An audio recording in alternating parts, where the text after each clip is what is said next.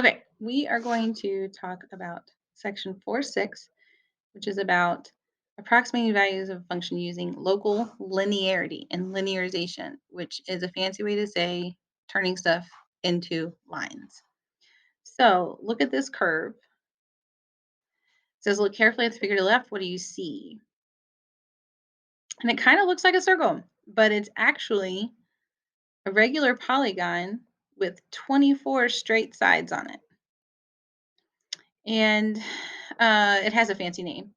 When the number of sides becomes this big, like as opposed to a triangle, right? It'd be obviously not a circle or a pentagon, right? If we did a pentagon, it would look something kind of like this, and it's obviously not a circle, but and it has five sides. But if you put more of these straight sides in there, the more that you put in there, when the number of sides approaches infinity, the lengths of the sides approach zero. That's actually the calculus version of the definition of a circle. It's a polygon where the number of the sides is approaching infinity and the length of the sides is approaching zero. And it kind of makes sense that we do this all the time. We actually, in the real world, a curvy road does not have curvy guardrails on it, right? Each of these is straight. Each of these guardrails is just a straight piece. And if you put enough of them in the right direction, it's going to look like a curve. Same thing on roller coasters, right? We don't make roller coasters, wooden roller coasters out of curved pieces. They make them out of a whole bunch of straight pieces. And that's what we're talking about, how to make things, how to use short lines to get close to a real curve.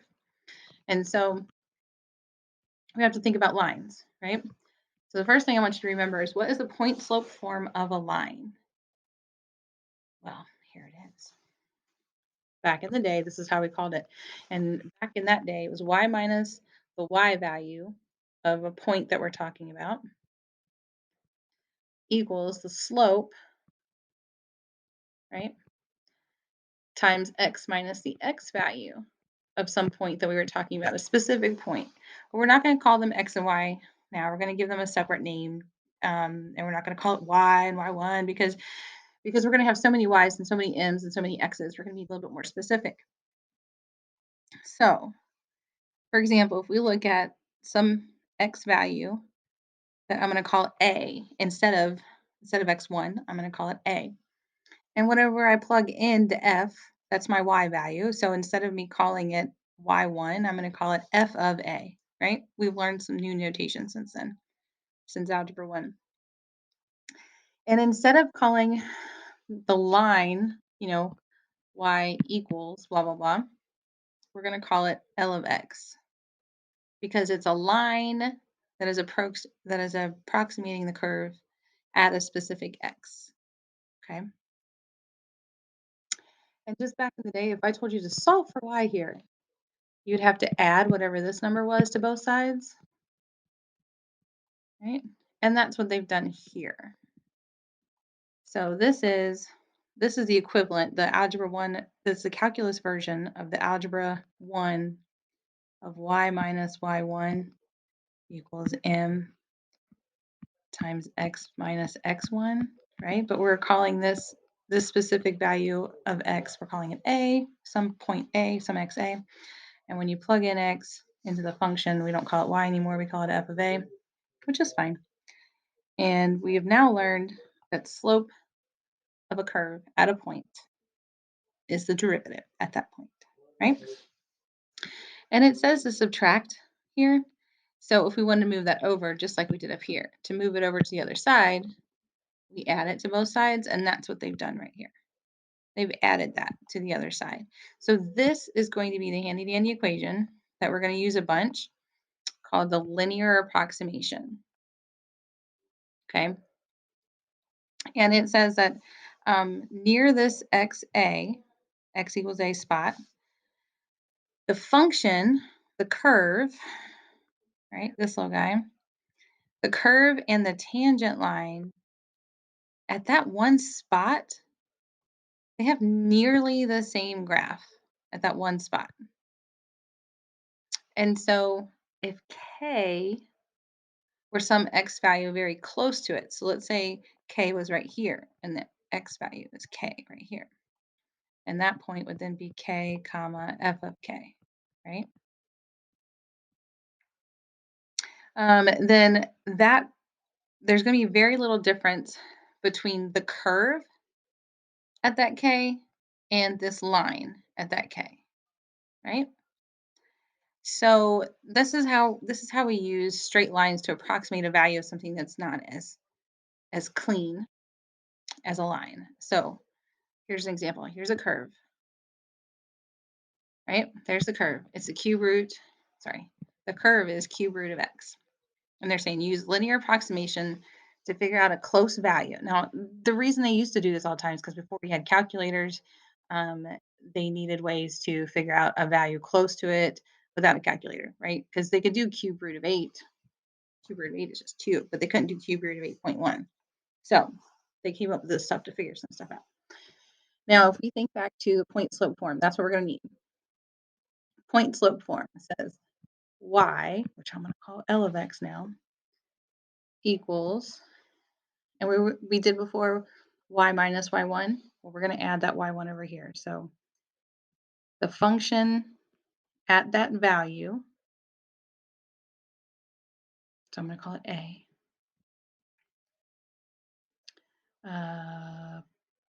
plus the slope, which I'm going to call f prime, at that a, times x minus that a, that specific x value. Okay, remember that's just a point slope form written as calculus terms, and they move the y1 over.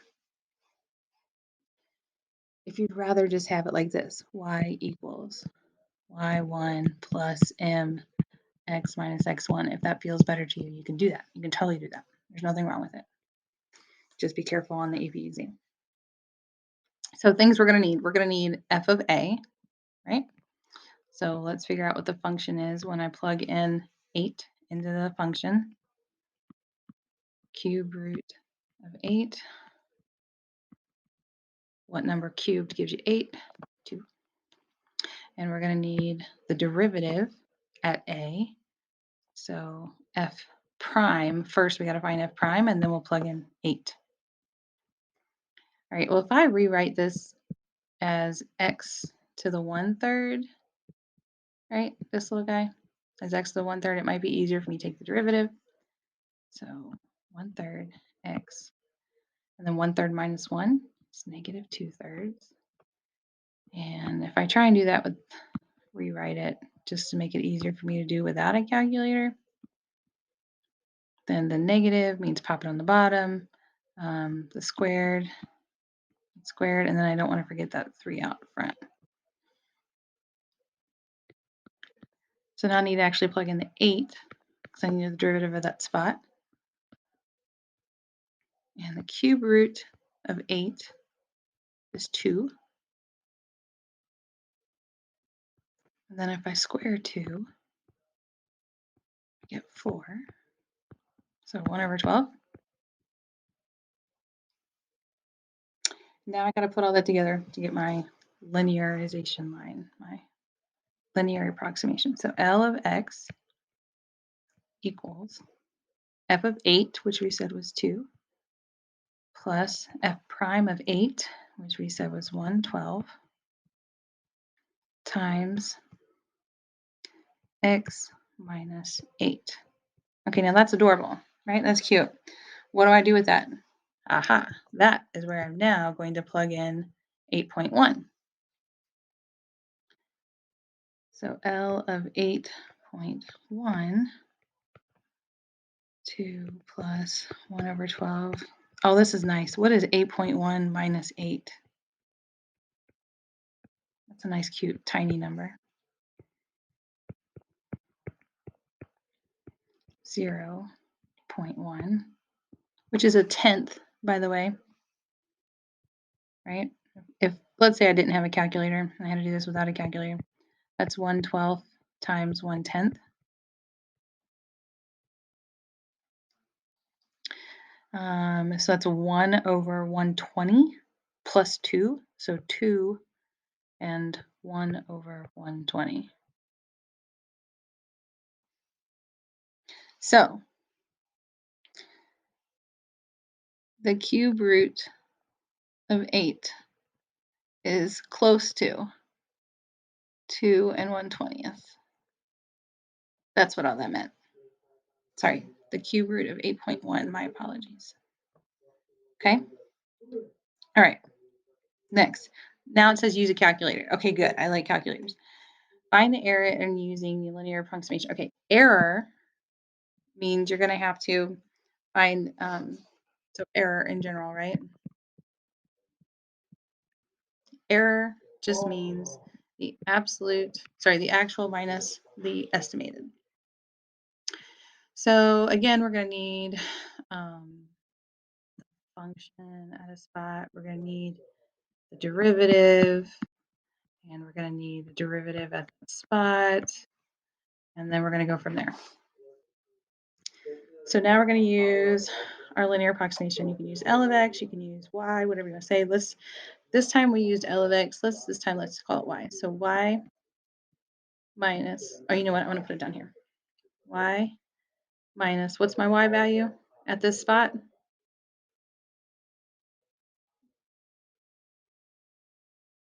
1. Now I'm going to cheat. I'm going to make it equal so I don't have to move it over in a minute. So y equals 1 plus my slope, which we said was,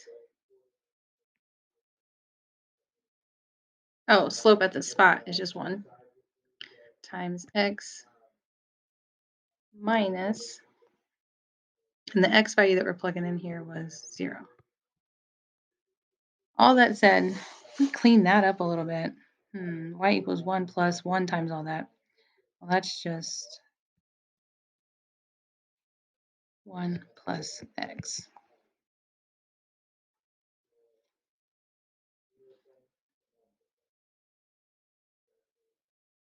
Okay, so that's my equation.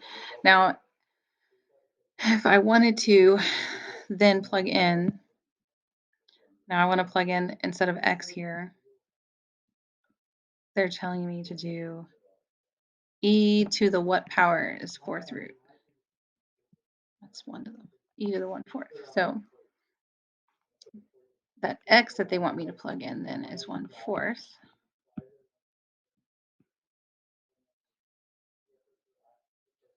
And according to this approximation, that should be 1 plus 1/4. Oh, look how cute that is. All right, we use this guy. And that's just what? 1 and 1/4, which is what, 1.25? Or 1 and 1/4, or 5/4, whatever you want. So that's the linear approximation, but they want me to find the error. So that would go right here, right? That's the estimated value. But they want me to find the actual value using a calculator. So if I pop in here, e to the power of 1/4. 1.284.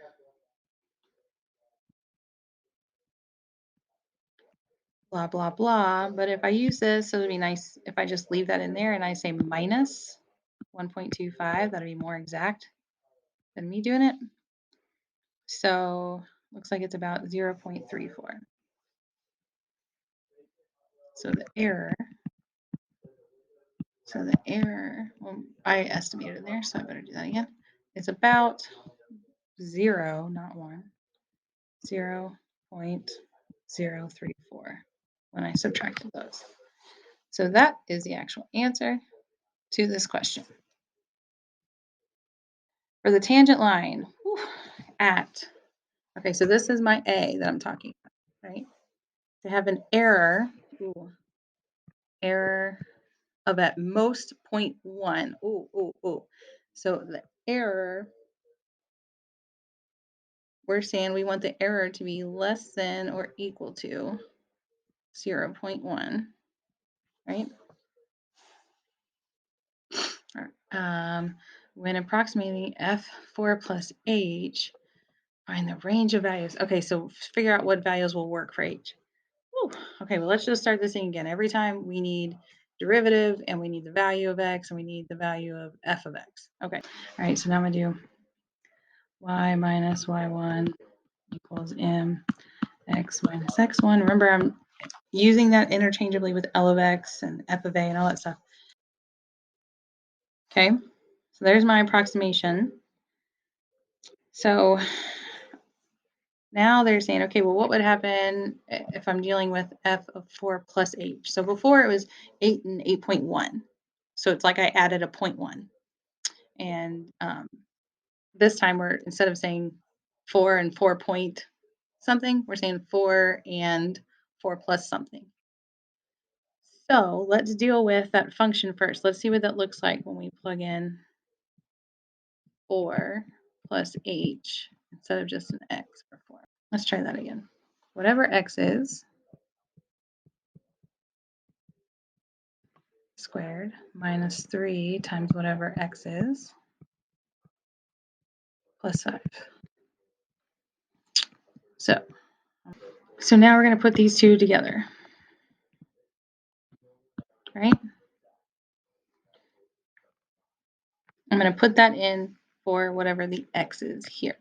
Like L of 4 plus h is, because it's not x anymore, it's 4 plus h. And then minus 4, right? Okay, so this is the approximation for when we plug in that number. That's close to what we get. And remember, we're trying to figure out, okay, so I want the error to be less than or equal to 0.1. So what h values will work for this? So error is always the actual value minus the approximate value of 4 plus h. And let's think through what that is. So when I plugged in 4 plus h, I got this guy, right? So h squared plus 5h plus 9 minus, when I got L of 4 plus h, so that's minus 9 and then minus 5h. What we're dealing with, the absolute value of h squared, that's the error. And I want that error to be,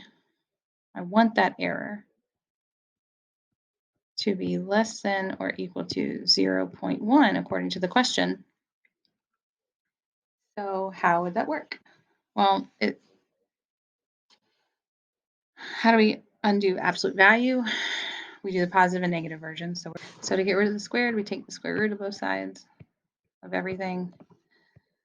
So then that's telling us, we plug that into a calculator, negative 0.316. We'll go up, I don't know, I'll just put a bunch of them down. H